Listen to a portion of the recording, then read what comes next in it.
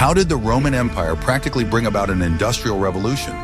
The Colosseum, whose construction still amazes engineers.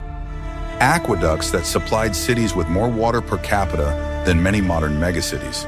Concrete, the secret of which remained unsolved for 1,500 years. Their engineering genius was so great that a logical question arises. Why did they stop?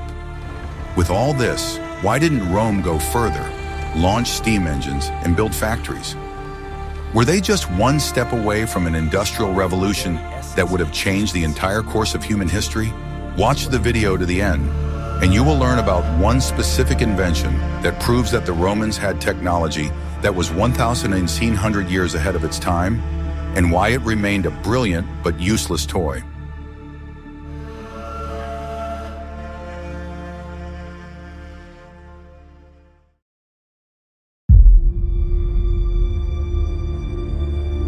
What if I told you that everything you believed about Roman progress is not true? We are used to admiring their roads and legions, but the main secret of Rome lies not in technology, but in the mindset of its elite. It was this mindset that became an insurmountable barrier to an industrial future. Imagine a modern billionaire who prefers to buy works of art worth hundreds of millions of dollars instead of investing in technology startups. The Roman aristocracy acted on a similar logic, but in a much more radical form. If you were a wealthy Roman, you would have encountered a value system where engaging in trade or manufacturing not only did not bring prestige, but actively lowered your social status. This created powerful cultural barriers to technological progress. For Roman aristocrats, the source of wealth and respect was land and war, not manufacturing or trade. Owning huge latifundia, receiving income from tenants, and conquering new provinces, that was what was prestigious. Engaging in crafts or commerce was considered the lot of the lower classes. This value system directly influenced the direction of innovation. The Romans were happy to invest enormous resources in things that strengthened the state and improved the quality of life of its citizens: roads, bridges, aqueducts, and thermal baths. But the idea of investing money in a workshop to produce more pots and sell them at a profit seemed petty and unworthy to them. The social structure of Roman society was based on the concept of dignitas. Dignity, which was measured not by wealth itself, but by the means of obtaining it. Land ownership was considered noble because it was associated with ancient traditions and the aristocratic way of life. Income from war was also honorable, as it demonstrated valor and service to the state. Trade and craftsmanship, on the other hand, were associated with daily labor, dependence on customers, and the need to humiliate oneself for profit. Even very wealthy merchants could not count on full acceptance into high society. This cultural attitude created a powerful dissonance between the accumulation of knowledge and its practical application in production. The entire economy was based on slave labor, which was supplied by endless wars. Why invent a machine that could replace 10 workers when you could simply buy 10 slaves? Cheap labor completely eliminated the incentive to create labor-saving technologies. A patrician could proudly show off a complex mechanism for serving wine, or a moving statue in his garden to his guests. It was a sign of status and education, but it would never occur to him to use the same mechanism to, say, lift cargo at the port. After all, that's what slaves are for. The slave economy created a vicious circle that blocked technological progress. Military successes brought new slaves, which reduced the cost of labor and eliminated the need for mechanization. This, in turn, supported the military orientation of society, since wars were necessary to replenish the labor force. The paradox of Roman technology was that they had sufficient knowledge to create complex mechanisms, but used them exclusively to demonstrate wealth and status. Heron of Alexandria created amazing automatons and steam toys, but no one thought to scale these inventions for industrial use. Therefore, Roman engineers were geniuses in civil engineering and military technology, but had little interest in the mechanization of production. Their inventions were meant to impress, not to make a profit. They created amazing things, but did not see their industrial potential. It was this social and economic structure, rather than a lack of knowledge, that was the main reason why the Industrial Revolution did not happen in ancient Rome. Society was simply not interested in it. Their world was built on muscle power, not steam power. The contrast with the later Industrial Revolution in Europe is striking. In the 18th century, a combination of several factors: deforestation, which increased the cost of fuel; population growth, which created demand for goods; the development of trade, which made commerce respectable; and the Protestant work ethic created a completely different cultural environment where technological innovation became economically attractive and socially acceptable. Roman civilization reached its technological ceiling not because of a lack of knowledge or resources, but because of cultural and social barriers that directed innovation toward decorative rather than productive areas.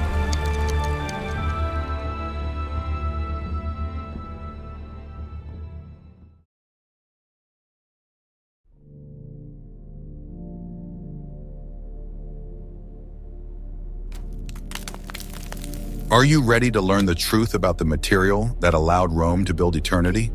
When we look at the Pantheon or the Colosseum, we see more than just stone. We see the triumph of Roman concrete, or opus caementitium, a material that was stronger, lighter, and more versatile than anything that had come before it. Imagine the modern construction industry without reinforced concrete. No skyscrapers, bridges, or tunnels. Roman concrete revolutionized the ancient world in the same way that reinforced concrete revolutionized ours. If you were a Roman architect, you would suddenly have a material that allowed you to create shapes that were unthinkable when working with stone. Complex domes, elegant arches, and monolithic structures of unprecedented size. It was like getting your hands on a magic wand that turned any architectural fantasy into reality. The secret ingredient in Roman concrete was volcanic ash, known as pozzolan. The Romans discovered that when this ash was mixed with lime, water, and crushed stone, it produced an incredibly strong and durable compound. It was not just a mortar, but an artificial stone. The main miracle of this material was its ability to harden underwater. This allowed the Romans to build bridges, ports, and harbors in places where it had previously been impossible. Piers built in the Mediterranean Sea 2,000 years ago are still standing today, becoming only stronger with time. The discovery of pozzolan was a happy coincidence of geography. The volcanic activity of Vesuvius and other volcanoes created unique deposits of this material in Italy. The chemical composition of pozzolan contains silicon dioxide and aluminum oxide in proportions that, when combined with lime, created a pozzolanic reaction, a process that modern science only fully understood in the 20th century. The ability to harden underwater was revolutionary for the ancient world. Before Roman concrete, underwater construction required pumping out water or building dams, which was extremely expensive and technically difficult. Roman concrete made it possible to build directly in seawater, and the salt water even improved its properties due to chemical interaction with sea salts. Thanks to concrete, Roman architects were able to abandon simple rectangular shapes and begin experimenting with arches, vaults, and domes. Concrete could be poured into any shape, creating complex and elegant structures that would have been impossible to carve out of solid stone. This gave them free rein for a true architectural revolution. The Dome of the Pantheon in Rome, built almost 2,000 years ago, is still the largest unreinforced concrete dome in the world. To make it lighter, engineers used different fillers, heavy basalt at the base and light pumice at the top. This is the pinnacle of Roman engineering. The architectural freedom that concrete provided was unprecedented. Unlike masonry, where each block had to support the next, concrete created monolithic structures that worked as a single unit. This made it possible to create huge interior spaces without supporting columns, a revolution in architectural thinking. The gradient density technology in the Pantheon's dome demonstrates the sophistication of Roman engineering. The transition from heavy basalt to light pumice was gradual, ensuring optimal load distribution. The oculus, the opening in the center of the dome, not only provided lighting, but also significantly reduced the weight of the structure without compromising its strength. Concrete was relatively inexpensive and did not require highly skilled stonemasons. It could be mixed and laid by ordinary workers, which allowed construction to proceed on an unprecedented scale. It was concrete that made it possible to build giants, such as the Colosseum, in just 8 years. Roman engineers perfected the technology. They built hollow walls and filled them with concrete, creating strong, monolithic structures. This technique, known as core filling, saved time and materials without compromising strength. The economic advantages of concrete were enormous. Stonemasons were highly skilled craftsmen whose work was expensive and time-consuming. Concrete, on the other hand, could be poured by any worker after minimal training. This democratized construction and made it possible to implement projects of unprecedented scale in a short time. The technique of formwork demonstrates the sophistication of Roman construction skills. The outer walls of stone or brick served as formwork for liquid concrete, which was poured between them. After hardening, the result was a structure whose strength exceeded the sum of the strengths of its constituent materials. This material became the foundation of Roman civilization. It was used to build everything from multi-story residential buildings, called insulae, to grandiose aqueducts. Without concrete, the Roman Empire would have looked completely different. But concrete was only the foundation. Are you ready to learn how the Romans created a system that delivered clean water to 1 million people every day, without a single pump?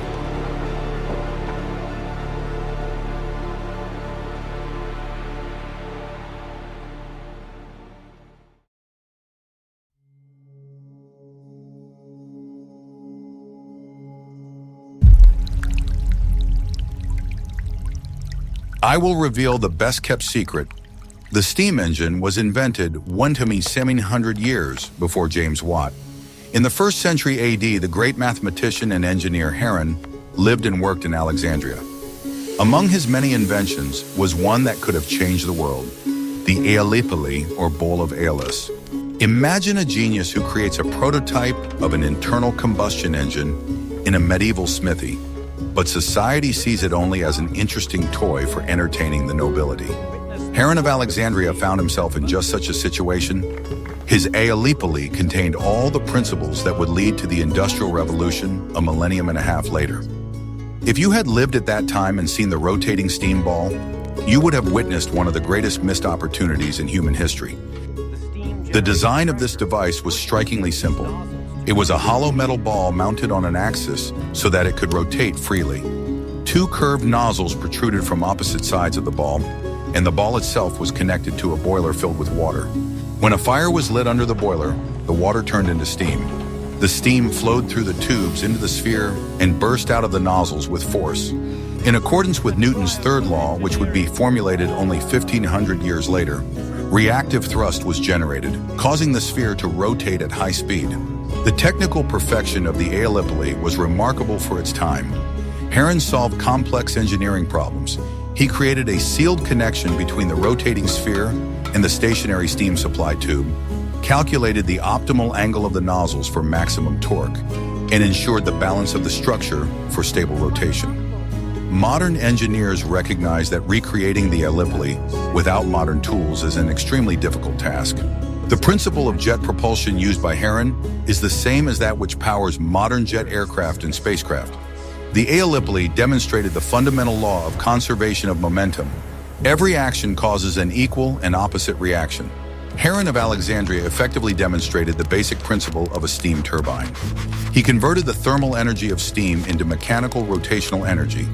It was precisely this discovery that launched the Industrial Revolution in the 18th century. However, in ancient Rome, this ingenious invention remained nothing more than an entertaining curiosity. The Aeolipile was used to demonstrate magic in temples, for example, to automatically open doors or set figures of gods in motion. No one saw it as a potential source of energy. The reason was the same Roman mentality. Why create a complex mechanism to do the work when cheap and accessible slave and animal labor was available? There was simply no economic or social need for a steam engine. The social structure of Roman society created powerful barriers to the practical application of inventions. The aristocracy prided itself on the number of slaves it owned and perceived mechanization as a threat to its status. Free citizens despised physical labor. Slaves had no incentive to innovate. This system blocked any attempts to replace human labor with machines. The Aeolipile was inefficient in terms of fuel consumption, and further improvements would have been needed to turn it into a fully fledged engine. But no one even tried to move in that direction. The invention was perceived as a philosophical amusement rather than a practical tool. The fate of the Aeolipoli is a vivid illustration of why Rome never made an industrial leap. They had the necessary scientific knowledge and engineering skills, but they lacked the most important thing, a demand from society for the mechanization of labor. The technical shortcomings of the Aeolipoli were solvable. Low efficiency could be improved with better insulation and a more sophisticated combustion chamber design. High fuel consumption would decrease with scaling. Large installations work more efficiently than small ones. Problems with materials could be solved by the development of metallurgy, but society saw no point in such improvements. The contrast with the situation in 18th century Europe is striking. There, a combination of factors, deforestation, expensive fuel, population growth, high demand for goods, the development of trade, capital for investment, and labor shortages and incentive for mechanization, created ideal conditions for the development of steam technology. The history of this steam ball shows that a single ingenious invention is not enough for a technological revolution. A whole system of social and economic conditions is needed to allow this invention to find its application. Rome did not have such a system. Thus, the steam engine was not only invented, but also safely forgotten for 1,500 years. It remained in history as a curiosity, as evidence of a missed opportunity that could have set civilization on a completely different path. Heroes Aeolipoli became a symbol of how social structures can stifle technological progress. It is a reminder that innovation is born not only in laboratories and workshops, but also in societies that are ready to accept and develop it.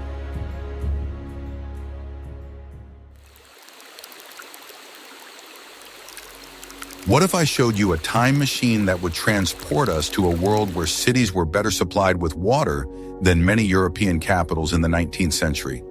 That time machine is the Roman aqueduct. These grandiose structures were not just canals, but the lifeblood of the empire, bringing life to its most remote corners.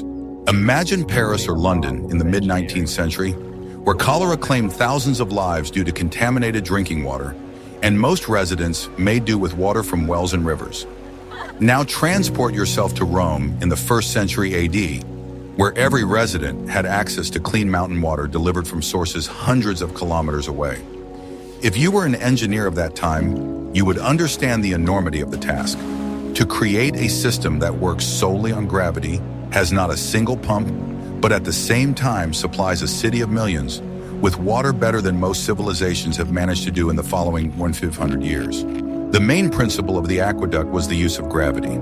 Water flowed by gravity from its source in the mountains to the city, sometimes over a distance of more than 100 kilometers. To achieve this, engineers had to calculate and maintain a constant, barely noticeable slope along the entire length of the route. An error of just a few centimeters per kilometer could either stop the flow of water or accelerate it to destructive speeds. Roman surveyors, using simple tools such as cordabats and diopters, achieved remarkable accuracy. The slope averaged 15 to 30 centimeters per kilometer. The accuracy of Roman measurements was phenomenal for an era when laser levels and satellite navigation did not exist. The cordabatus, a water level with a plumb line system, allowed the difference in height to be determined with an error of no more than a few centimeters per kilometer. The diopter, the ancient predecessor of the theodolite, made it possible to take accurate angular measurements to determine the direction of the route. The mathematical calculations required to plan an aqueduct are astonishing in their complexity. Engineers had to take into account not only the overall elevation difference, but also the terrain, geology, and possible obstacles. They created detailed maps of the area and profiles of the route using methods that were as accurate as modern ones, although they required significantly more time and human resources. Contrary to popular belief, most aqueducts ran underground, in tunnels carved into rocks or built into the ground. This protected the water from contamination and heating. The famous multi-tiered arches were only built when it was necessary to cross a valley or ravine. One of the most impressive examples is the Pont du Gard in southern France. This three-tiered arcade, almost 50 meters high, carries the aqueduct across the Garden River. The stone blocks from which it is constructed are fitted together without mortar, with such precision that it is impossible to insert a knife blade between them. The underground part of the aqueducts accounted for up to 90% of the total length of the route. The tunnels were cut through rock or built of stone and concrete in soft soil. This ensured a constant water temperature throughout the year, protected it from freezing in winter and overheating in summer, and prevented dust, leaves, and other contaminants from entering. The construction of tunnels required incredible skill. Workers labored in almost complete darkness by the light of oil lamps, cutting passages through solid rock with iron tools. Ventilation was provided through vertical shafts, which also served to remove excavated rock and provide access for maintenance. Inspection wells were provided at regular intervals for maintenance and cleaning of the aqueducts. Through them, workers could descend and remove limescale and debris. This preventive system allowed the aqueducts to operate smoothly for centuries. Roman engineers were able to solve even more complex problems. When a wide valley stood in their way, they built an inverted siphon. Water rushed down lead pipes under pressure, crossed the lowland, and rose up the opposite slope with almost no loss of height. The aqueduct maintenance system was a model of organization. There was a special service, a quarry, responsible for keeping the system in working order. These specialists regularly walked the entire road, checking the condition of the channels, cleaning the sediment traps, and repairing damage. Inspection shafts were located every 70-100 meters, providing quick access to any part of the system. The inverted siphon technology demonstrates the Romans' deep understanding of the laws of hydrostatics.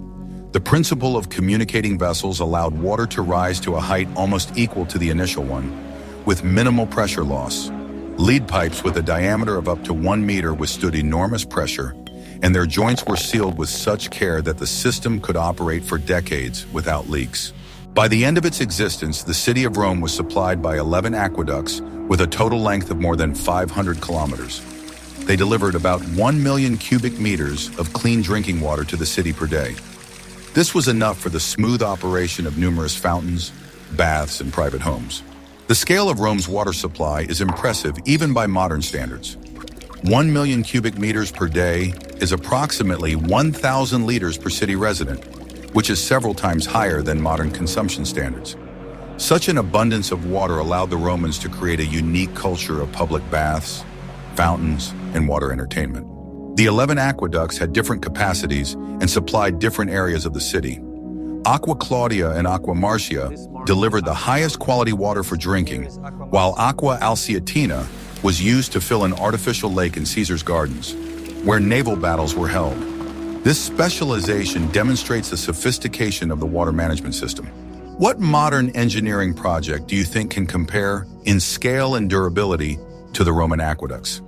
In the next chapter, you will learn how these gigantic volumes of water were used not only for drinking, but also to create an unprecedented system of urban hygiene.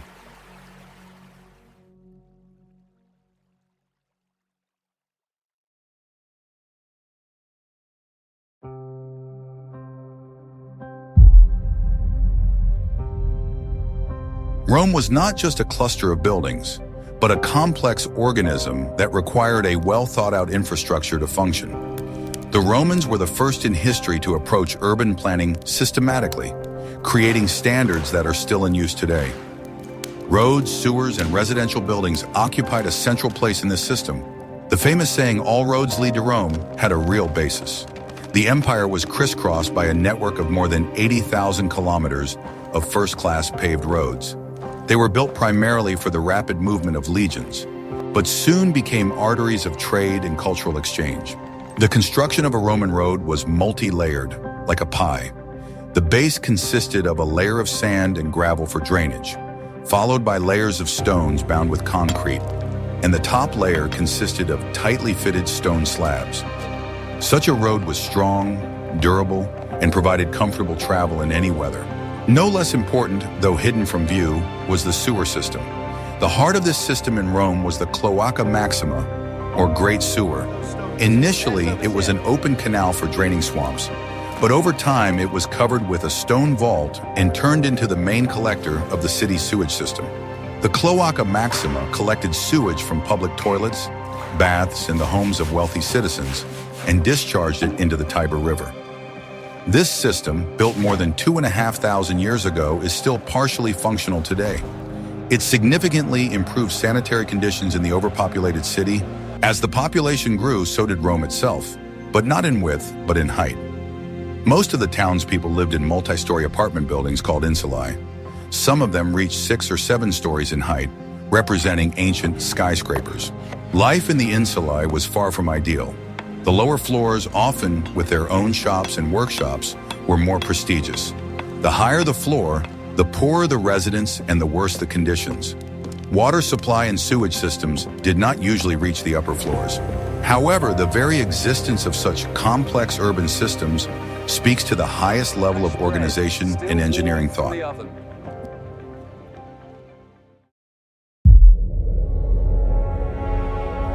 What was found at the bottom of the sea near the Greek island of Antikythera in 1901 changes our entire understanding of ancient technology.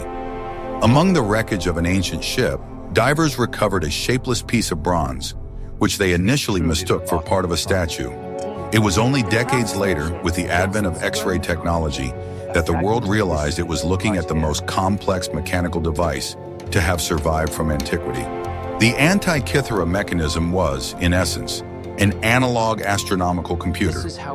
It simulated the movement of the sun, moon, and 5 planets known at the time. By turning a knob on the side, it was possible to set any date and see the exact position of the celestial bodies in the sky on that day. The device predicted solar and lunar eclipses with remarkable accuracy. It took into account the elliptical orbit of the moon and the irregularity of its motion, which required incredibly complex calculations. One of its scales even marked the 4-year cycle of the Olympic Games. Inside the case was a complex system of at least 30 bronze gears. Some of them were connected in a differential gear, a mechanism that was previously considered an invention of the 16th century. The teeth of the gears were triangular in shape and had a pitch of just over 1.5 millimeters. The creation of such a device required profound knowledge of astronomy, mathematics, and mechanics. It proves that the level of Hellenistic engineering was much higher than is commonly believed. This is not just a clock or a calendar, but a complex scientific instrument. It remains a mystery whether this device was a unique miracle of genius or just one of many similar mechanisms that simply did not survive to this day. Cicero's text mentions similar spheres created by Archimedes that could simulate the movement of celestial bodies. The Antikythera mechanism shatters the stereotype that ancient technologies were primitive. It shows that there was a tradition of creating precise and complex mechanical devices, which for some reason was subsequently lost for many centuries. Do you think this device was a one-off marvel of engineering, or just the tip of the iceberg of lost technologies? But complex mechanisms were not the only field of Roman innovation. In the next chapter, we will talk about how they mechanized entire industries using only the power of water.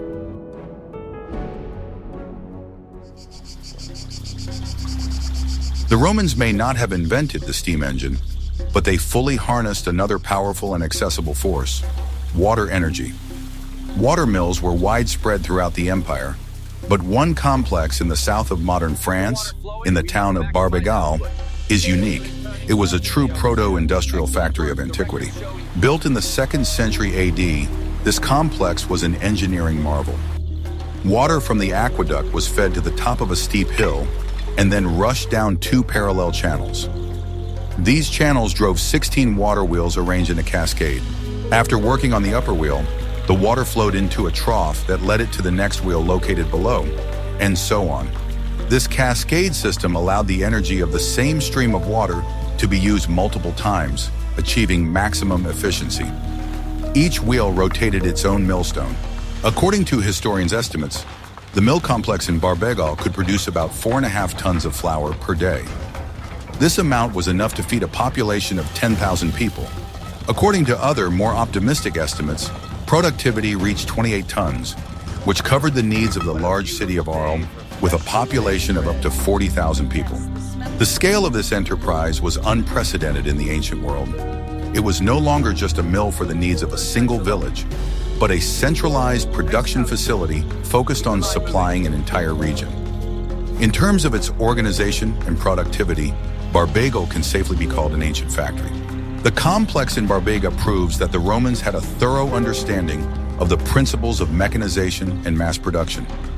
When there was an economic need, for example, to supply the army or a large city, they were capable of creating complex and highly efficient industrial facilities. However, such complexes remain the exception rather than the rule. In most regions of the empire, small mills powered by animals or slaves prevailed. Once again, economic factors came into play.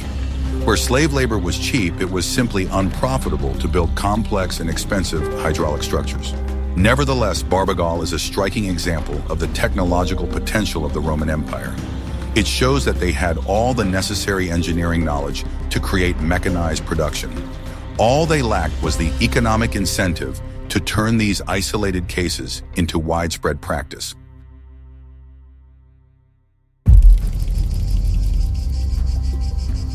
At the heart of the grandeur of Roman architecture lies one simple but ingenious engineering idea: the arch. While the Greeks and Egyptians used a straight beam system, the Romans made the arch the main element of their structures. This allowed them to build structures of unprecedented scale, strength, and elegance. The principle of the arch is based on load distribution. The weight pressing on the keystone in the center is not transferred vertically downward, but is distributed in an arc to the side supports. This relieves tension from the central part of the span and allows much larger spaces to be covered than with a simple beam. The Romans did not invent the arch, but they perfected it and began to use it everywhere. Arches became the basis for the construction of bridges and aqueducts. They made it possible to create tall and sturdy multi-tiered structures capable of withstanding enormous weight. The cylindrical vault was a logical development of the arch. Essentially, it is an elongated arch that covers not an opening, but an entire room, creating a semicircular ceiling. Such vaults became the standard solution for corridors, tunnels, and large halls in Roman basilicas and baths. When two cylindrical vaults intersected at right angles, a cross vault was formed. This design was even more sophisticated, as it concentrated the entire weight of the building not on the walls, but on four corner supports. This made it possible to make the walls thinner and cut large windows in them for lighting. The pinnacle of the arch's evolution was the dome, essentially an arch rotated around its vertical axis. The dome made it possible to cover huge round or square spaces without a single internal support. The most famous example, of course, is the dome of the Pantheon in Rome. This arch revolution completely changed the face of architecture. It allowed the Romans to create huge interior spaces filled with light and air. Amphitheaters, basilicas, thermal baths, all these types of buildings became possible thanks to the development of the potential of the arch and its derivatives. The combination of arches and concrete gave Roman engineers virtually unlimited freedom. They could create structures that were strong, functional, and aesthetically perfect. It is this combination of technologies that forms the basis of Rome's architectural heritage.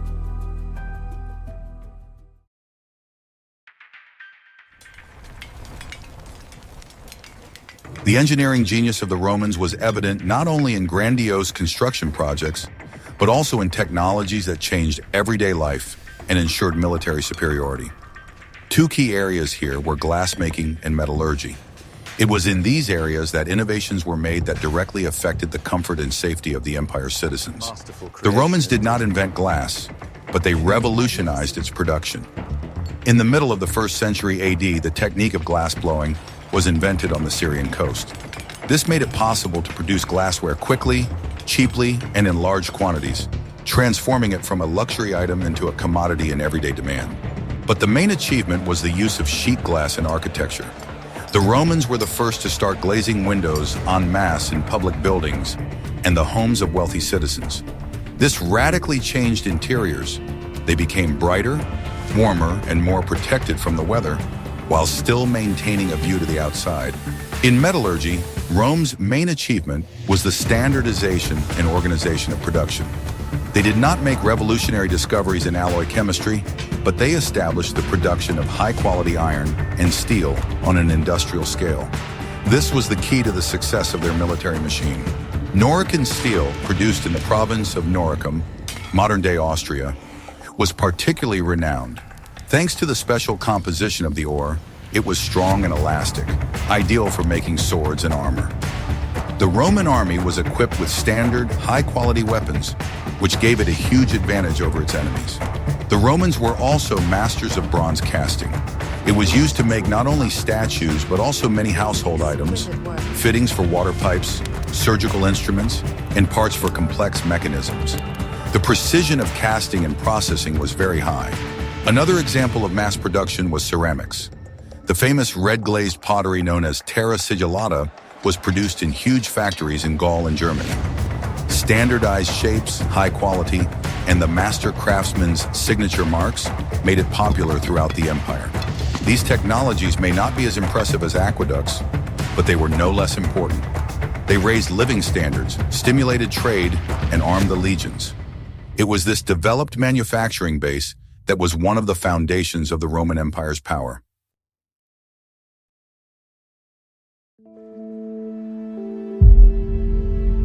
We have seen that the Roman Empire possessed many key technologies that could have formed the basis for an industrial revolution. They had water power, complex mechanisms, concrete, mass production, and even a prototype steam engine. So why was the decisive step never taken? The answer lies not in technology, but in socio-economic factors. Roman society was built on principles that discouraged rather than encouraged industrial development. The main and most powerful break was the slave system.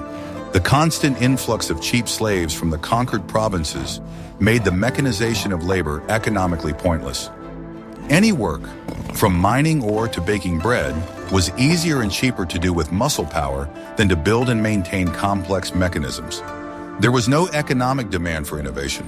The second factor was the value system of the Roman elite, which we discussed at the beginning. The aristocracy despised physical labor, crafts, and trade.